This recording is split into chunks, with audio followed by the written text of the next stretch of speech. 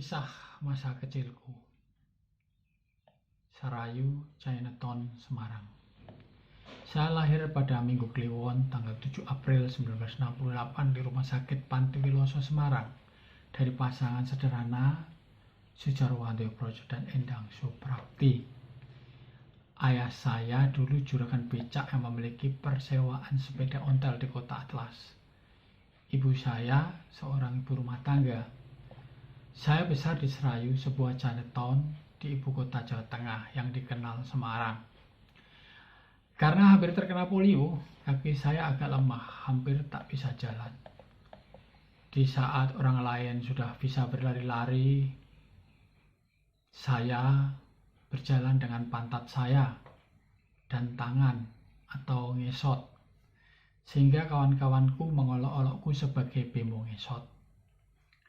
Walau saya punya kekurangan, orang tua saya tetap sayang dan merawatku dengan baik. Ibuku bahkan telaten memberiku parem.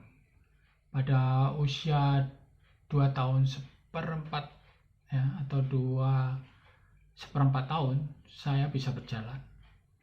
Itu menjelang kelahiran adikku Nunuk. Tentu Anda ingin tahu kenapa dia dipanggil Nunuk, bukan? Nanti saya jelaskan. Seiring dengan berjalannya waktu, saya bisa berjalan dan mulai beraktif atau nakal, kata orang. Saya sangat suka lomba lari dan itu membuat wajah saya sering bonyok karena jatuh. Kaki saya yang agak berbentuk O awalnya menyulitkanku berlari. Beberapa kawan, bahkan saudara anak Pak D sering berkelakar dan menyebutku pengkor. Walaupun sulit, akhirnya dengan semangat baja aku bisa mengalahkan anak-anak perempuan sebayaku, terutama rivalku lari, si Noni, Putri Cik Waras, dan Koh King almarhum.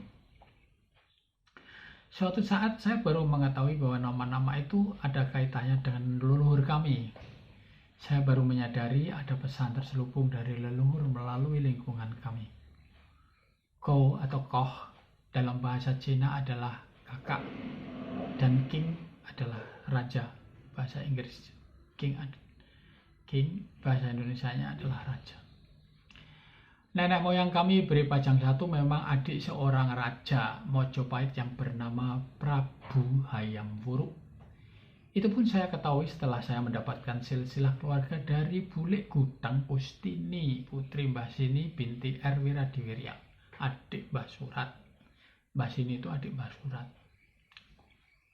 yang dia dapatkan dari putra Pak D-nya bernama R. Wicaksono MM bin Solikin, menantu KRT Darpokusumo turunan Habib II, istrinya bernama Haja Widarti.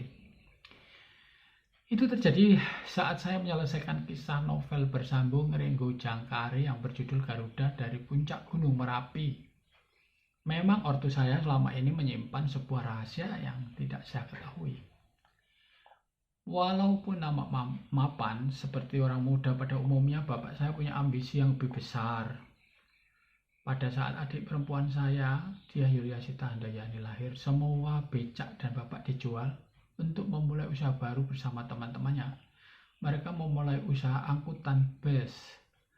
Saat itu perekonomian lancar dan adikku menjadi anak yang paling beruntung di antara kami bertiga, Mas Bambang, aku, dan Nunuk. Adik perempuanku itu dulu montok, lucu, pipinya melenuk atau tembem. Banyak yang gemes dan memanggilnya Nunuk, yang artinya bayi yang montok dan melenuk, sehat dan lucu. Sayang usaha bapak ada hambatan. Bis kami terbakar. Kata orang sih ada yang tidak suka. Ada puntung rokok di tangki minyaknya. Tetapi penyebab yang sebenarnya masih menjadi teka-teki hingga kini. Setelah tidak memiliki apa-apa, sisa tabungan bapak dan ibu dibelikan sebidang tanah di pinggiran kota lama. Tepatnya di daerah bekas kuburan Cina, di daerah Cinde. Sekarang daerah itu ramai, termasuk bagian pusat kota Semarang bawah. Cinde. Dulu tempat itu masih angker dan berhantu. Ayah saya sering diganggu makhluk halus, genderuwo yang main-main di kebun bambu dekat tanah kosong yang dikenal dengan lapangan voli. Cerita bapakku sering lewat kawasan itu. Di sana banyak bambu yang bisa melengkung sendiri, dan ketika bapakku lewat, bambu itu tiba-tiba melesat ke atas dan kembali tegak lurus, padahal tidak nampak makhluk hidup yang bergantung pada pohon bambu itu. Di tempat angker di atas bekas kuburan Cina atau orang Tionghoa itulah perkampungan kami berdiri atau dibuka. Awalnya sepi, kalau malam bagi kuburan. Saat siang hari, pemandangan perbukitan yang indah sepanjang Gunung Pitik karena bentuknya pohon dari kejauhan itu seperti ayam raksasa, maka disebut pitik. Gunung Singotoro dari kata singo ora ketoro, artinya singa yang tidak kelihatan. Karena dulu sering ada auman singa, tetapi tidak ada wujudnya. Ceritanya sih suara roh penuh. Dan deretan terakhir adalah Bukit PTT, yang terdapat Bukit Beringin berusia ratusan tahun. Konon tempat ini juga angker, tetapi bagi kami tempat itu bagaikan surga yang indah. Saya dan adik putra Pak Matori, pensiunan tentara angkatan darat, sering bermain dan bergantungan di akar pohon beringin. Kami laksana Tarsan kota yang bergantungan di hutan beringin di atas kota dengan pemandangan kota atas dan bawah yang indah. Seingat saya, adik dan saya sering juga berada di lubang yang ada di tengah pohon beringin. Namanya juga anak-anak. Sering tidak peduli ada bahaya mengancam. Yang penting happy. Di daerah itu ada juga orang gancet. Alat kemaluannya nggak bisa dilepas karena berbuat mesum di situ. Di atas sebidang tanah yang akhirnya diberi nama jin di dalam 3 nomor 10 itulah rumah beranyam bambu kami berdiri. Ya benar, seperti rumah bambu yang terlukis di lagu Rumah Kitanya God Bless. Penyanyinya Ahmad Albar sangat terkenal di masa itu. Kampung kami yang awalnya sepi lama-lama ramai. Rumah kami pun mengalami metamorfosa dari rumah bambu menjadi rumah papan. Setengah tembok akhirnya tembok bata. Kata orang, rumah kami bentuknya mirip masjid. Menurut saya, selintas mirip bagian depan Keraton Mataram Islam. Sekarang rumah itu berubah lagi bentuknya. Saat saya bernostalgia ke Cindi, rumahku malah berubah seperti gereja. Ya, pemiliknya Insinyur Brenda, putri keluarga Pak Marsudi, almarhum, telah menyulapnya menjadi berbentuk seperti gereja. Dari WC tempo dulu berupa lubang di atas alas kayu, di atasnya menjadi WC sentor. Ya, kami punya WC yang dulunya berupa lubang diberi alas kayu, di atasnya lalu menjadi WC sentor. Dudukan septic tanknya terpisah. Ini disebabkan karena tetangga kami, Mbah Minto,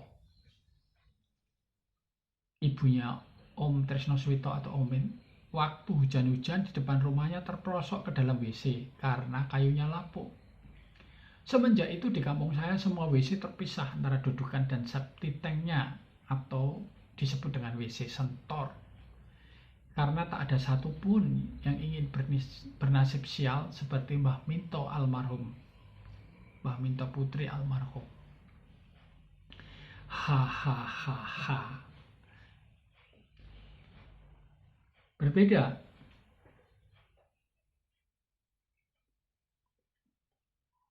dengan masa kecil di Serayu, masa kecil saya di Cindi berubah drastis. Saya yang dulunya sakit-sakitan menjadi sangat sehat dan usil. Keingintahuan saya akan sesuatu sering membuat masalah. Misalnya, memasukkan kerikil di hidung lalu mengeluarkannya dengan hembusan nafas atau dorongan udara dari dalam tubuh. Sangat mengasihkan dan membuat saya sering terkekeh geli. Saking aksinya saya memasukkan kerikil terlalu dalam dan tak bisa dikeluarkan sehingga harus dibawa ke rumah sakit. Nenek saya, Mbah Siti Indilah, kawan sekolah rakyat Pak Umar Wirahadikusuma, mantan Wapres RI, sangat ketakutan dan khawatir. Untunglah, batu itu berhasil disedot, dikeluarkan pakai alat kedokteran. Saya selamat. Nenek saya sangat bersyukur sampai menangis. Dulu, Mbah Putri sangat takut tinggal di rumah sendiri bersama saya, karena pengawasannya sulit. Saya sangat usil dan hiperaktif. Jarak usia saya dengan Mas Bambang, Om Lilik, dan Bulik Yayu sangat dekat. Sehingga waktu kecil saya memanggil Om Lilik dan Bulik Yayu sebagai kakak. Sebelum di Cinde 3 nomor 10, kami tinggal di rumah sapi, bekas rumah jagal dan peternakan sapi. Rumahnya angker dan berhantu. Kakak sulung saya sering diganggu hantu penunggu rumah itu, sehingga bapak memutuskan pindah ke Cinde Dalam 3 nomor 10. Rumah yang penuh kenangan, dengan hantu Cina penunggu rumah yang sok kenal sok dekat dengan tetangga sekitar. Sering main dan memberi nomor kode buntut kepada tetangga. Pernah satu kampung diberi angka 555 dan keluar. Semuanya dapat tarikan kode buntut kecuali ibu saya, sehingga waktu itu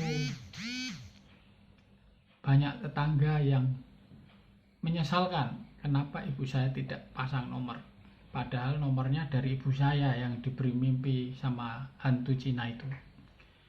Dari TK Lamper Kidul, encik-encik ya, jadi orang Tionghoanya itu encik-encik, masih muda.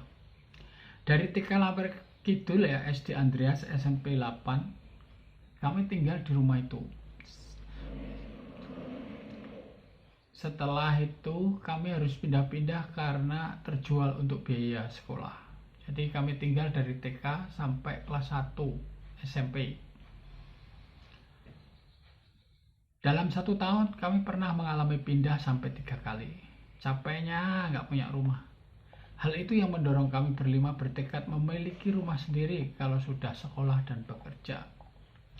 Dari TK sampai SD saya berangkat sekolah sendiri. Berbeda dengan kakakku yang awalnya pemalu dan penakut, tidak berani sekolah sendiri. Saya justru sekolah sendiri walau kadang harus tertabrak sepeda. Hehe, masa kecil yang dahsyat luar biasa. Dalam hal kecerdasan, kakakku Mas Bambang di atasku. Dia selalu juara umum. Bahkan sampai SMP 8 pun kakakku juara umum. Dari kelas 1 sampai 3 tidak terkalahkan. Meskipun sedikit ada beban karena guru-guru selalu membandingkan aku dengan kakakku.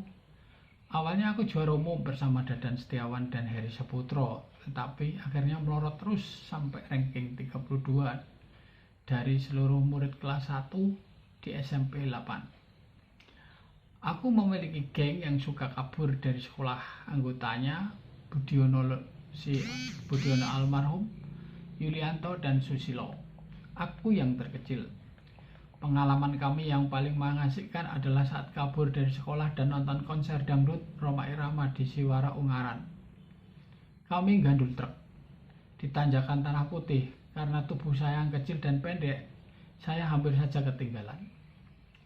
Kawan-kawan saya terus berusaha menolong saya sampai berhasil naik. Budiono sempat teriak, "Boy, oh boy, cepat naik!" Sehingga akhirnya saya dikenal dengan nama Boy. Di SD saya dipanggil Celurut. Yang paling mengesalkan adalah saat di SMA. Pak Uji almarhum memberiku gelar cacing. Cukup mengesankan, tetapi itulah panggilan sayang mereka. Kata Pak Uji, namaku akan terkenal seperti cacing, ada di mana-mana. Hahaha. Sewaktu SD kelas 5 sampai 6 saya juga pernah terperosok dalam bekas WC orang. Waktu kami bermain Milwo dan kejar-kejaran, ada rumah kosong yang ditinggalkan penghuninya karena pindah. Bekas WC-nya belum tertutup sempurna, hanya ditutup kayu dan kertas semen. Saat kami lewat, saya terperosok. Untung tangan saya bisa menggapai kayu yang melintang di atas lubang bekas WC itu. sehingga hanya sebatas perut ke kaki yang masuk WC. Baunya sering bikin mual kalau mengingatnya. Prinsipnya, di Cinde dalam 10 kami mendapatkan tetangga baru, komunitas Islam yang taat beragama. Walau kebanyakan penduduk di situ rata-rata miskin, tetapi sering tertolong mendapatkan rezeki dari bekas macam Tionghoa, makam Cina yang berada di dasar rumah kami. Kadang ada perhiasan dan guci antiknya. Kadang hantunya kasih wangsit nomor 0 kode buntut, sehingga penduduk sekitar kampung saya nembus nomor dan dapat uang rame-rame. Hehe, kisah kami memang unik. Kekeluargaan di Cinde sangat baik. Kami belajar mengaji dan membaca huruf Arab dari Mbah Salim, salah seorang sesepuh kami. Masa kecil yang bahagia, kami bermain anggar dari bambu yang ujungnya diruncingkan. Walau agak berbahaya, anak-anak justru bangga bila lengan kami tergores bambu. Itu menunjukkan bahwa kami anak-anak pemberani. Kadang kami menantang anak-anak kampung lain bermain anggar atau adu pertandingan bola plastik. Dalam imajinasi anak-anak, kami adalah pahlawan. Pahlawan kampung bila berhasil menang dalam adu anggar, serangan mercon, perang-perangan, melwo, bola plastik, bahkan tembak-tembakan dengan beluntas. Rasanya cukup sakit bila kena kulit. Kami seperti Soro dan Ivanhoe, tokoh kepahlawanan yang kami kagumi saat itu. Selain bermain, saya suka baca Bobo, majalah Hai, dan komik wayang orang. Tokoh yang paling saya suka adalah Gatot Kaca dan Arjuna. Ternyata ada bakat playboy dalam diri saya. Saya suka sekali mengintip celana anak perempuan dan wanita-wanita cantik, gadis-gadis sampai ibu-ibu tercantik di Cinde saat mereka duduk. Kurang ajar. Karena kenakalan itulah saya dipanggil anak setan. Apalagi keisengan kelompok kecil saya yang iseng menakuti orang lewat dengan kain putih dan bunyi beradunya koin dengan kaleng. Kami baru berhenti setelah ada korban yang pingsan ketakutan. Kain putih kami itu dikira hantu. Setelah ada TV yang masuk ke kampung kami, waktu itu nontonnya dekat warung Pak Rais di depan gereja Wisma Panunggal. Hobi kami berganti menjadi tokoh Indian seperti di film koboi yang kita lihat di TV umum. Bapak waktu itu bekerja sebagai sopir bemo. Setiap bulan purnama, kami menari ala Indian mabuk dan berteriak, "Hambula, hambula jing." Sering sekali menari bernyanyi sambil mengelilingi api unggun. Namanya juga anak-anak. Kadang-kadang mereka kencing di lapangan tempat kami bermain, sehingga lapangan berbau pesing. Saya, Tukul, cucu, adik Kasmadi yang sering disebut modot molor karena ingusnya sering meler ke hidung, lalu ketarik lagi ke hidung bagian dalam saat bernafas. Sentrup, modot molor. Jadi geli sendiri saat mengingatnya. Jadi ingusnya itu kayak karet, keluar ya, terus masuk lagi. Sentrup, modot molor. Haha, luar biasa. Lapangan tempat kami bermain bau, alamak jam pesingnya, sampai kadang terasa mual. Tapi hal itu tidak mengalami kegembiraan kami. Hambula-hambula jing, air kencing, bau pesing. Pengalaman masa kecil itu pula lah yang mendorong saya mengarang lagu dengan judul yang sama. Saya di TK Lamber Kidul lalu melanjutkan di Andreas. Saat di SD Andreas, kelas 2, saya bermimpi tentang pertempuran di langit. Saya melihat makhluk bersayap yang bertempur hebat di angkasa dan membuat badan saya terasa panas dalam mimpi itu, walau jaraknya sangat jauh. Setelah kelas 5 SD, saya baru mengenal makhluk yang ada dalam mimpi itu disebut malaikat. Seperti kisah buku yang saya baca di Mater Dei saat saya menjadi seorang mesdinar. Ya, saking takutnya saya pada mimpi itu, saya bertanya kepada Mas Anto, kakak saya, apakah neraka itu ada?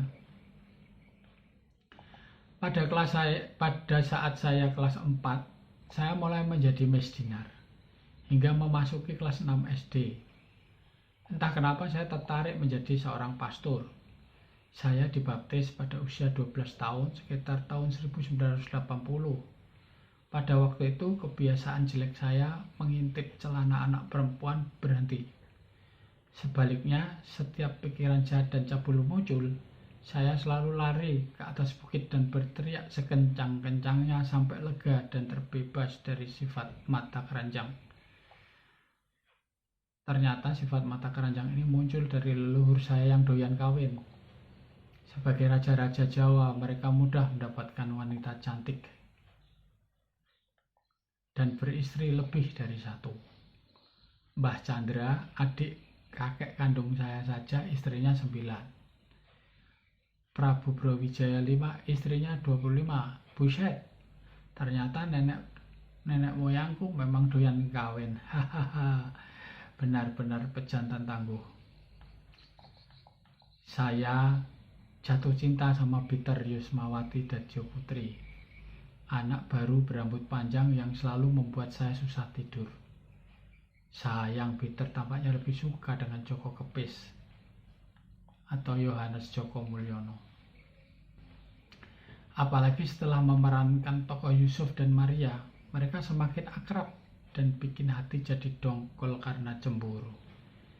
Haha, anak SD kok sudah mikirin perempuan cantik ya, dasar koplak. Saya mengabadikan nama Peter di novel saya yang berjudul Mantan-Mantan Pacar. Setelah lulus dari SD, saya menjadi pelajar SMP 8. Saya jatuh cinta sama Ida Sulistiowati yang dikenal dengan Candides. Dan kadang saya apel di rumahnya. Orang tua Ida senang karena saya datang dengan alasan belajar bersama. Padahal sebenarnya hanya ingin ngobrol dan memandangi wajahnya yang cantik dan manis. Dengan gingsul gigi dan lesung pipitnya yang ngangeni. Sungguh kenakalan saya hilang saat kenal cinta monyet.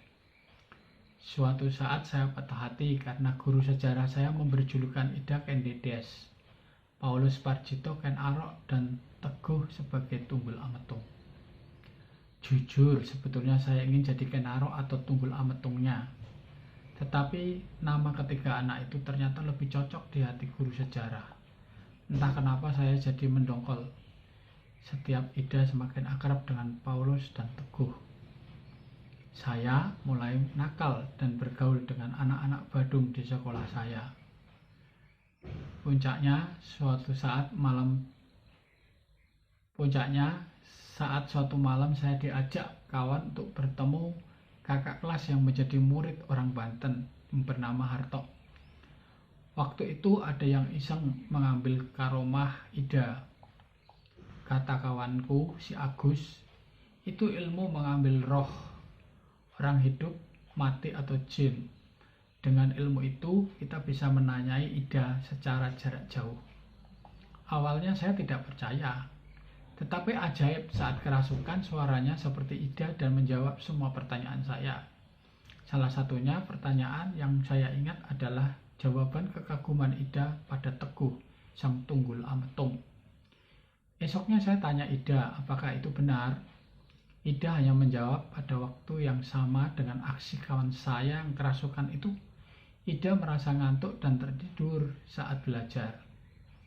Saya hanya mencatatnya dalam hati, bersyukur Ida tidak curiga pada pertanyaan saya. Saat membantu Romo Yaso di gereja, saya bertanya apa arti karomah yang sebenarnya. Jawaban beliau justru lain. Karomah atau keramat artinya kemuliaan, kehormatan, adalah hal atau kejadian yang luar biasa di luar akal dan kemampuan manusia yang terjadi pada diri seseorang yang berpangkat wali. Jadi kata Romo Yase yang asli Bali itu menyampaikan ilmu yang dipelajari kawan-kawan itu sebenarnya dilakukan atas bantuan jin, bukan karomah seperti karunia para wali yang menerima anugerah ilahi dari Allah, dan itu tidak dibenarkan dalam Katolik. Artinya ilmu-ilmu yang saya pelajari bersama kawan-kawan itu tidak dibenarkan dalam Katolik. Sehingga beliau minta saya berhenti untuk belajar hal-hal yang masih di luar jangkauan kami sebagai anak SMP. Saya mematuhi dan berhenti untuk belajar ilmu-ilmu gaib seperti itu. Sementara itu, karena tahu Ida suka sama Teguh, saya mulai akrab dengan Emi Setiawati. Saya pun jatuh hati pada gadis yang tingginya jauh di atas saya. Saya bahkan seperti adik atau anaknya Emi. Hahaha, dasar cinta monyet. Emi Setiawati malah suka sama dengan Dadan yang ganteng dan juara umum. Alasan lainnya, Dadan dan Emi sama tingginya. Bahkan dia bela-belain bersaing dengan Yayu yang suka juga dengan Dadan.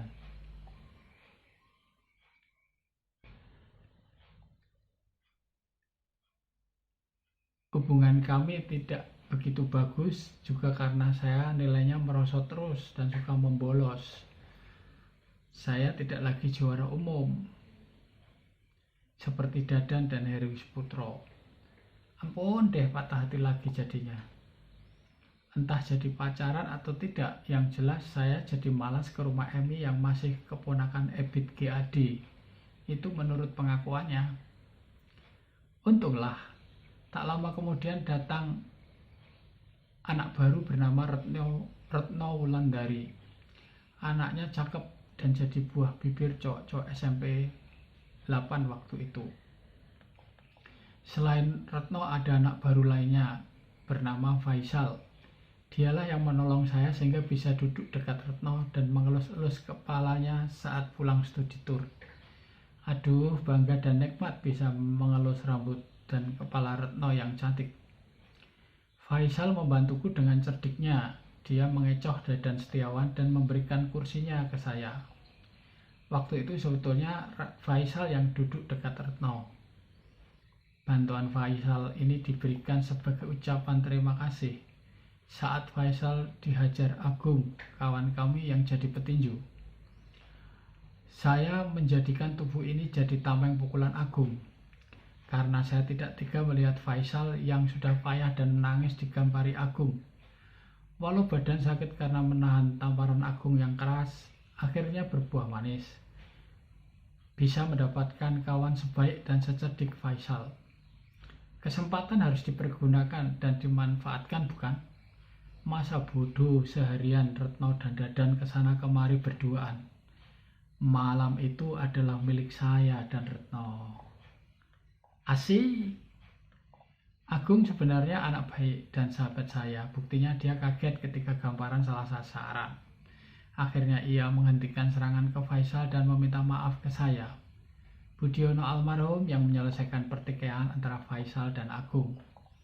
Nama Budiono saya abadikan sebagai Letnan Kampret dalam kisah serial Ringgo Jangkare sebagai penghormatan saya pada almarhum. Dia salah satu kawan terbaik yang pernah saya miliki. Di kemudian hari, nama Ida, Emi, dan Retno saya abadikan dalam sebuah lagu yang berjudul All About You. Setelah saya lulus SMP, saya melanjutkan sekolah di SMA Siluis. Setelah gagal masuk SMA 1, sekolah favorit waktu itu, saya kesulitan mencari sekolah bagus karena Loyola mensyaratkan nilai ijazah tak boleh ada 6. Walau rata-rata ijazah saya di atas 7, tapi ada satu nilai 6, yaitu olahraga. Syukur tes di St. Louis saya lolos. Di keluarga kami hanya kakakku, Insinyur Andreas Bambang, dan adikku Diana Agustin STA yang mampu lolos seleksi SMA 1 Semarang. Adikku Dia Yuliasita dari SMP langsung masuk SEDES. Ya, dia satu SMP dengan saya. Sementara adikku yang paling bungsu, F. Karyadi Kurniawan Pamungkas dari Yuris, langsung masuk SMA St. Louis Semarang. Di SMA aku jatuh hati pada beberapa cewek. Salah satunya adalah Betty atau RR Hariberta almarhum, Natalia Kristiana, Diana Ngesti Indrawulan. Semua kandas karena keterbatasanku untuk apel, mentok di ongkos, dan karena kesalahpahaman. Aku sering jadi kernet angkot di SMA yang membuat saya memiliki suara kencang karena sering teriak, Johar kapling, narik penumpang. Dan juga kadang-kadang Johar Banyumanik. Mungkin ini yang membuat saya percaya diri dalam organisasi tetapi minder dalam mencari cewek. Haha, ternyata kisahku dalam bercinta jauh dari bintang idolaku, Mas Rano Karno, yang selalu sukses mendapatkan kekasih di film-film yang dibintanginya. Apes. Pada saat saya menjadi kernet, Bapak ya, kadang kami menemukan mayat di pinggir antara kapling Kedung Mundu arah perumahan Salak Utama. Mayat itu korban Petrus. Oke, kita tinggalkanlah si Petrus itu ya. Ada tokoh pewayangan yang saya kagumi di SMA adalah Arjuna dan Yudhistira, berbeda dengan SD, Gatotkaca, dan Arjuna. Kadang aku membaca kisah mereka dalam mikrolet angkutan umum. Kecintaan saya pada kisah pewayangan seperti kecintaan saya pada cerita silat karya Asmaraman S. Kopingho. Suatu saat saya bertemu Ida dengan seragam sedesnya. Dia tanya ke saya, enakkah sekolah di SMA St. Louis? Saya jawab enak. Sama enaknya sekolah di Sedes sambil menatap wajahnya yang terlihat semakin cantik. Waktu itu Ida hanya tersenyum padaku. Di Undip saya sekelas dengan Ida di FE, tapi anehnya perasaan saya malah cenderung seperti adik atau seperti saudari kandung ya. Karena mereka mungkin ya, karena saya tahu kakakku Mas Bambang jatuh cinta juga sama Ida. Jadi saya ubah perasaan saya ke Ida menjadi kasih sayang bukan nafsu. Ida akhirnya menjadi istri Winasis dan kakak saya menikah dengan Nina Sibautar. Sementara itu, kisah asmara saya di Undip lebih parah lagi. Aku nyungsep atau patah hati dalam mendekati wanita. Sampai sekarang saya masih jomblo. Saya aktif di Adiga, SCC, dan Senat Mahasiswa. Banyak kenangan manis di sini. Undip gudangnya cewek cantik. Saya sampai bingung, hanya bisa mengagumi cewek-cewek itu rata-rata anak orang kaya. Semakin tinggi sekolah kita, semakin banyak komunitas orang kaya yang jauh dari jangkauan kita. Rasanya seperti pungut merindukan bulan. Biarlah kenangan itu diam di dasar hatiku sebagai kenangan terindah. Demikianlah cerita masa kecilku yang penuh kenangan dan perjuangan. Dari semua peristiwa dan kenangan itu, diantaranya adalah karunia aneh yang yaitu sering mendapatkan mimpi tentang masa depan, bertemu leluhur di masa lalu. Ya, karena aku tidak pernah berlatih, kemampuan seperti itu seperti anugerah yang tidak terkendali, liar di bawah sadarku, kadang muncul dan tenggelam seenaknya, seperti datang dan perginya penumpang kereta api di stasiun Tawang Semarang. Kadang membawa saya ke tempat yang tidak saya pahami, di alam mimpi, alam bawah sadar saya.